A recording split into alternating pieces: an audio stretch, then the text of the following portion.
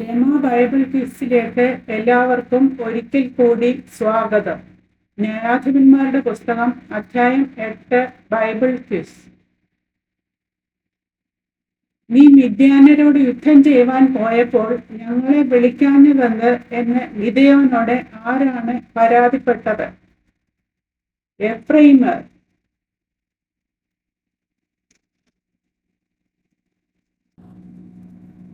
ഇങ്ങനെ ഞങ്ങളോട് ചെയ്യുവാൻ എന്തു സംഗതി എന്ന് പറഞ്ഞ് ഗിദെയോനോട് ഉഗ്രമായി വാദിച്ചതാര്? എഫ്രൈമർ.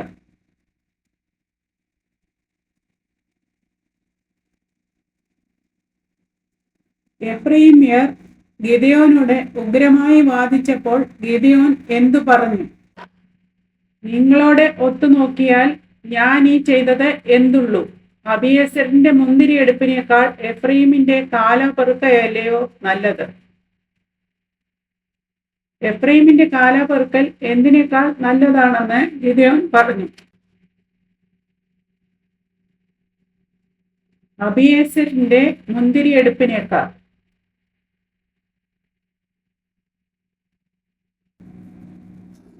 എഫ്രൈമ്യരുടെ കൈകളിൽ ദൈവം ആരെ ഏൽപ്പിച്ചു എന്നാണ് ഗിദെയോൻ പറഞ്ഞത്? മിദ്യാന പ്രഭുക്കളായ ഓരേബിനെയും സേബിനെയും.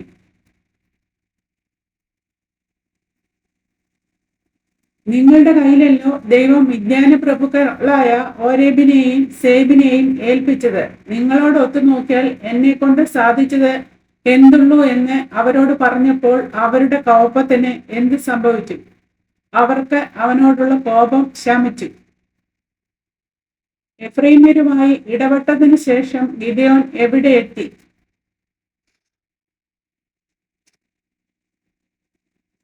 യോർദാങ്കൽ എത്തി.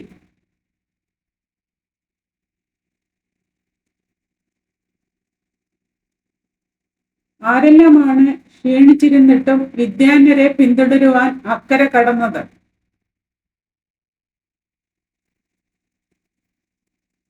ഗിദെയോനും കൂടെയുള്ള 300 പേര്.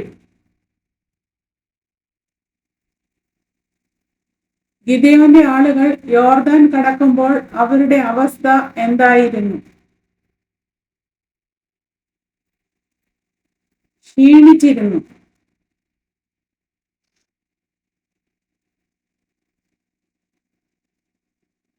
ഗിദെയോൻ സൂക്കോത്തിലെ നിവാസികളോട് തന്റെ സൈന്യത്തിന് എന്ത് കൊടുക്കണമേ എന്ന് ആവശ്യപ്പെട്ടു. അപ്പം കൊടുക്കണമേ എന്ന് ആവശ്യപ്പെട്ടു.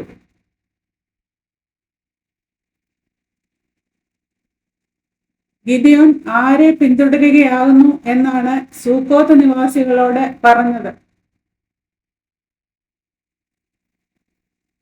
മിദ്യാന്റെ രാജാക്കന്മാരായ സേബഹിനെയും സൽമുന്നെയും പിന്തുടരുകയാകുന്നു എന്ന് പറഞ്ഞു. ആര് നിന്റെ കഷ്ടത്തിലാകുന്നുവോ എന്നാണ് സുക്കോത്തിലെ പ്രഭുക്കന്മാർ ഗിദെയോനോട് ചോദിച്ചത്. സേബഹിന്റെയും സൽമുന്നയുടെയും കൈകൾ.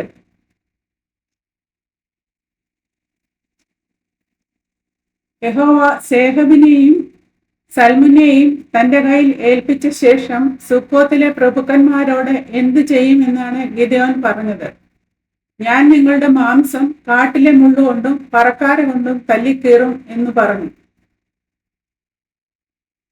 സുക്കോത്തിലെ പ്രഭുക്കന്മാരുമായി സംസാരിച്ചതിന് ശേഷം ഗിദെയോൻ എവിടേക്കാണ് പോയത്?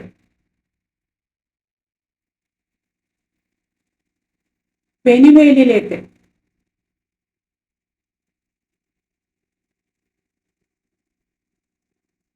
പെനുവേൽക്കാരോട് എന്താണ് ആവശ്യപ്പെട്ടത്?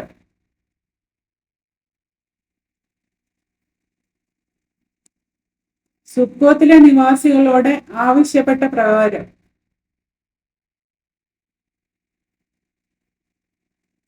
ഗിദെയോന്റെ സഹായാഭ്യർത്ഥനയോട് പെനുവേൽ നിവാസികൾ എങ്ങനെ പ്രതികരിച്ചു?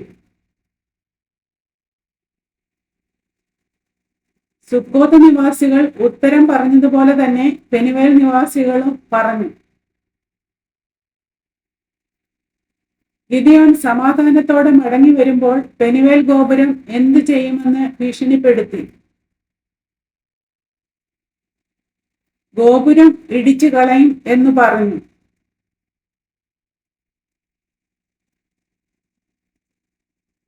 ഗിദിയോൻ അവരെ പിന്തുടർന്നപ്പോൾ സേബഹും സൽമുന്നയും അവരോടുകൂടെ കിഴക്ക് ദേശക്കാരുടെ സൈന്യത്തിൽ ശേഷിച്ചിരുന്ന ഏകദേശം 15,000 പേരായ അവരുടെ സൈന്യവും എവിടെയായിരുന്നു? കർപ്പൂരിൽ.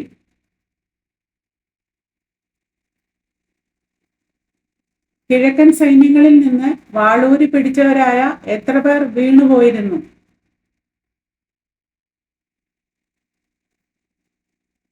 1,20,000.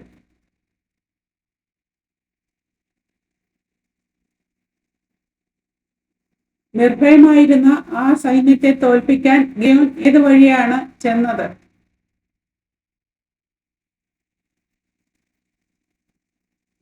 നോബഹിനും യോഗ്ബെഹയ്ക്കും കിഴക്കുള്ള കൂടാരവാസികളുടെ വഴിയായി ചെന്നു.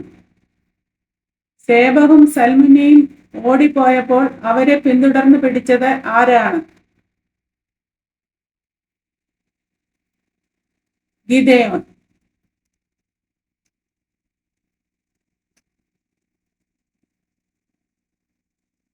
സേബഹ്, സൽമുന്ന എന്ന 2 മിദ്യാന രാജാക്കന്മാരെയും പിടിച്ചതിനു ശേഷം ഗിദെയോൻ മിദ്യാന സൈന്യത്തോടെ എന്തു ചെയ്തു?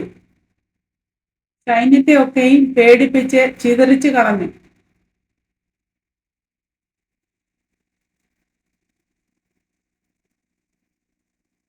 ഗിദെയോൻ യുദ്ധം കഴിഞ്ഞിട്ട് എവിടെ നിന്നാണ് മടങ്ങി വന്നത്? ഹേരെസ് കയറ്റത്തിൽ നിന്ന്.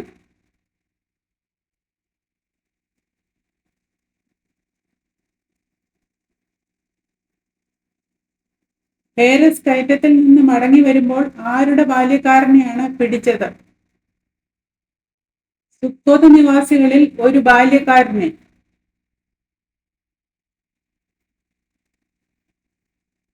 ഹേരെസ് കയറ്റത്തിൽ നിന്ന് മടങ്ങി വരുമ്പോൾ സുക്കോത്ത് നിവാസികളിൽ ഒരു ബാല്യക്കാരനെ പിടിച്ച് അവനോട് അന്വേഷിച്ചപ്പോൾ അവൻ എഴുതി കൊടുത്തതെന്ത്? സുക്കോത്തിലെ പ്രഭുക്കന്മാരും മൂപ്പന്മാരുമായ 77 ആളുടെ പേർ. സേബഹും സൽമുന്നയും ഇതാ എന്ന് ഗിദെയോൻ ആരോടാണ് പറഞ്ഞത്?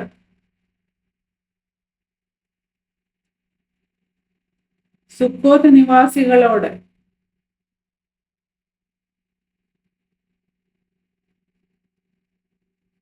എന്തിനാണ് ഗിദെയോൻ സേബഹിനെയും സൽമുന്നയെയും കൊണ്ട് സുക്കോത്ത് നിവാസികളുടെ അടുക്കൽ ചെന്നത്? ക്ഷീണിച്ചിരിക്കുന്ന നിന്റെ ആളുകൾക്ക് ഞങ്ങൾ അപ്പം കൊടുക്കേണ്ടതിന് സേബഹിന്റെയും സൽമുന്നയുടെയും കൈകൾ നിന്റെ കക്ഷത്തിലാകുന്നുവോ എന്ന് അവർ ഗിദെയോനെ ധിക്കരിച്ചു പറഞ്ഞതുകൊണ്ട്. ഗിദെയോൻ സുക്കോത്ത് നിവാസികളെ ബുദ്ധി പഠിപ്പിച്ചതെങ്ങനെ?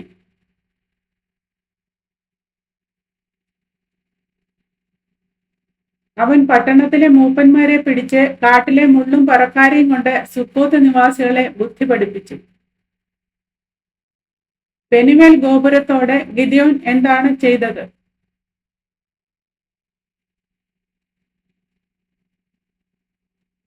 പെനുവേലിലെ ഗോപുരം ഇടിച്ചു.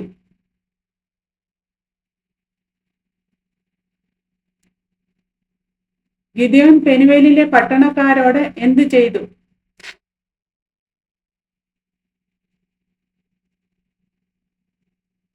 പട്ടണക്കാരെ കൊന്നുകളഞ്ഞു.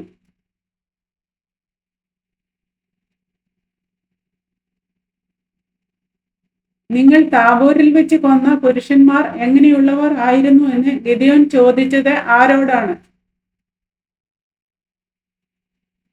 സേബഹിനോടും സൽമുന്നയോടും.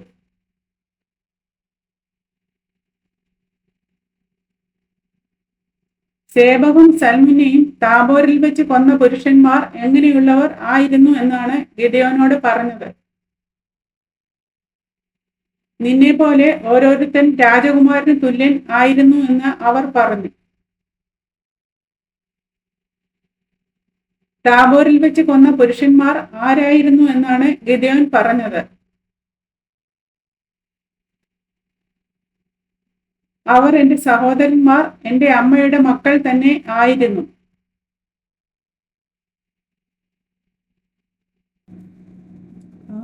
ആരോടാണ് അവരെ നിങ്ങൾ ജീവനോടെ വെച്ചിരുന്നുവെങ്കിൽ യഹോവയാണ്, ഞാൻ നിങ്ങളെ കൊല്ലുകയില്ലായിരുന്നു എന്ന് പറഞ്ഞത്.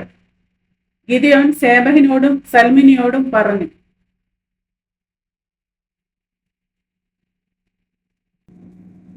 ഗിദെയോന്റെ ആദ്യജാതൻ ആരാണ്?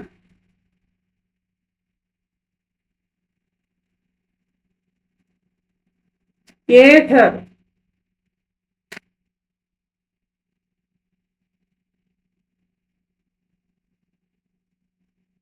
സേബഹിനെയും സൽമുന്നയെയും കൊല്ലാൻ ഗിദെയോൻ ആരോട് കൽപ്പിച്ചു?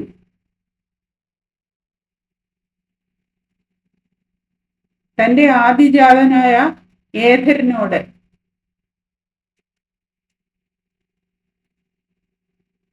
സേബഹിനെയും സൽമുന്നയെയും കൊല്ലാൻ ഏഥർ വാൾ ഊരാതെ നിന്നതെന്തുകൊണ്ട്? അവൻ ചെറുപ്പക്കാരനാകൊണ്ട് പേടിച്ച് വാൾ ഊരാതെ നിന്നു. സേബഹിനെയും സൽമുന്നയെയും കൊല്ലാൻ ഏഥർ വാൾ ഊരാതെ നിന്നപ്പോൾ സേബഹും സൽമുന്നയും ഗിദെയോനോട് എന്തു ചെയ്യാൻ ആവശ്യപ്പെട്ടു? നീ തന്നെ എഴുന്നേറ്റ് ഞങ്ങളെ വെട്ടുക, ആളെ പോലെയല്ലോ അവന്റെ ബലം എന്ന് പറഞ്ഞു. സേബഹും സൽമുന്നയും തന്നോട് സംസാരിച്ചതിന് ശേഷം ഗിദെയോൻ എന്തു ചെയ്തു? അവൻ എഴുന്നേറ്റ് അവരെ കൊന്നു.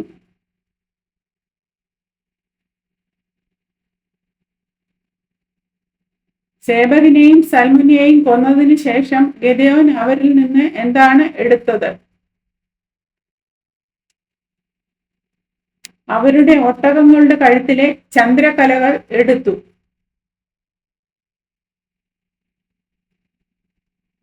വിജയത്തിന് ശേഷം ഇസ്രായേൽ പുരുഷന്മാർ ഗിദെയോനോട് എന്തു ചെയ്യാൻ ആവശ്യപ്പെട്ടു?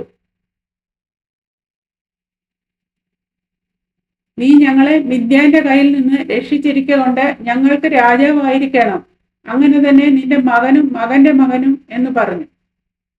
ഗിദെയോൻ തങ്ങൾക്ക് രാജാവായിരിക്കണമെന്ന് ഇസ്രായേല്യർ ആഗ്രഹിച്ചത് എന്തുകൊണ്ട്?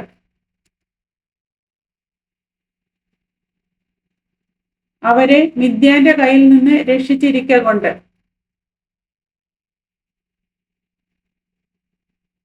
ഞങ്ങൾക്ക് രാജാവായിരിക്കണം എന്ന ഇസ്രായേല്യരുടെ അഭ്യർത്ഥനയോടെ ഗിദെയോൻ എങ്ങനെ പ്രതികരിച്ചു?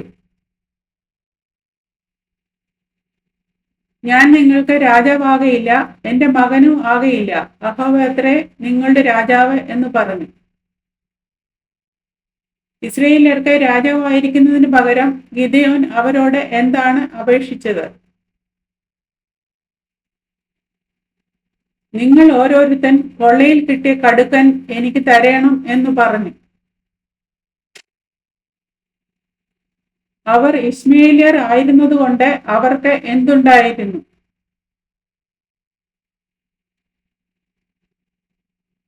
പൊൻകടുക്കൻ.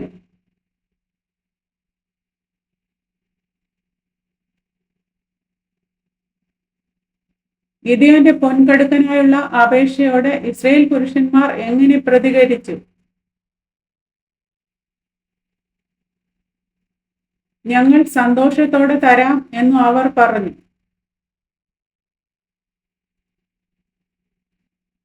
ഗിദെയോനു വേണ്ടി കടുക്കൻ ശേഖരിക്കാൻ ഓരോരുത്തന് കൊള്ളയിൽ കിട്ടിയ കടുക്കൻ ഏതിൽ ഇട്ടു? ഒരു വസ്ത്രം വിരിച്ച് അതിൽ ഇട്ടു.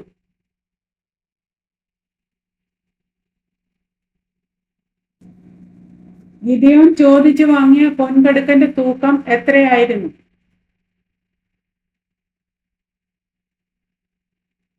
1700 ശെക്കേൽ ആയിരുന്നു.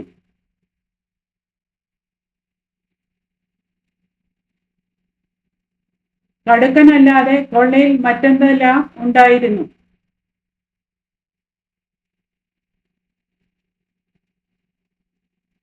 ചന്ദ്രക്കലകളും കുണ്ടലങ്ങളും മിദ്യാന്യ രാജാക്കന്മാർ ധരിച്ചിരുന്ന രക്താംബരങ്ങളും അവരുടെ ഒട്ടകങ്ങളുടെ കഴുത്തിലെ മാലകളും ഉണ്ടായിരുന്നു.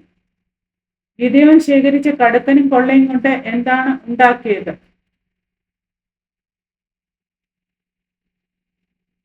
ഒരു ഏഫോദ് ഉണ്ടാക്കി.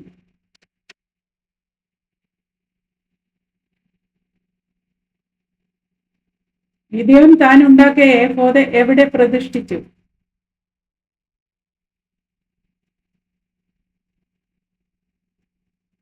തന്റെ പട്ടണമായ ഓഫ്രയിൽ പ്രതിഷ്ഠിച്ചു.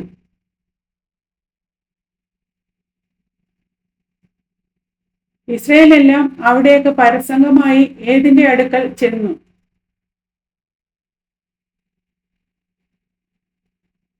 ഏഫോദിന്റെ അടുക്കൽ ചെന്നു.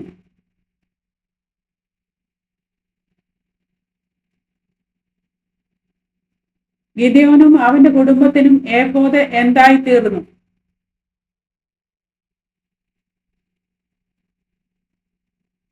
ഒരു കണിയായി തീർന്നു.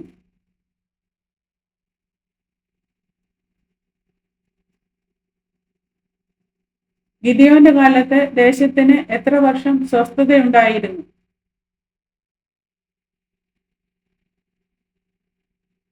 40 സംവത്സരം.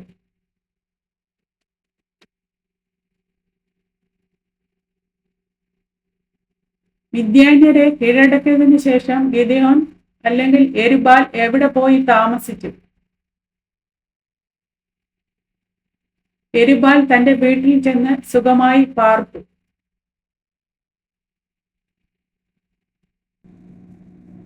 യെരുബ്ബാലിന് അല്ലെങ്കിൽ ഗിദെയോന് എത്ര പുത്രന്മാർ ഉണ്ടായിരുന്നു?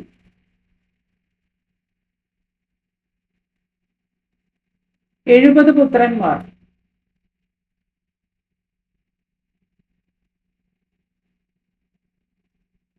ഗിദെയോന് ശേഖേമിലുള്ള അവന്റെ വെപ്പാട്ടിയിൽ ജനിച്ച മകന് എന്താണ് പേരിട്ടത്?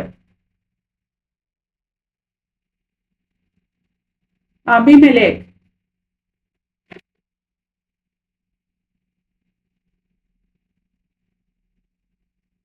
ഗിദെയോനെ എവിടെയാണ് അടക്കം ചെയ്തത്?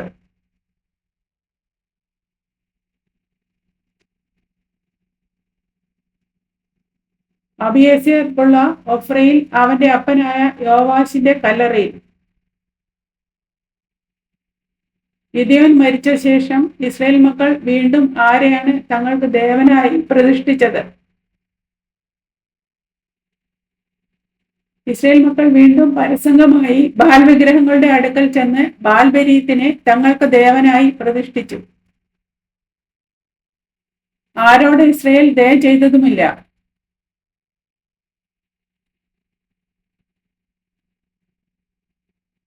ഗിദെയോൻ എന്ന യെരുബ്ബാൽ ഇസ്രായേലിന് ചെയ്ത എല്ലാ നന്മയ്ക്കും തക്കവണ്ണം അവന്റെ കുടുംബത്തോട്. ചോദ്യങ്ങളും ഉത്തരങ്ങളും ഇവിടെ അവസാനിക്കുന്നു. ദൈവം എല്ലാവരെയും അനുഗ്രഹിക്കട്ടെ.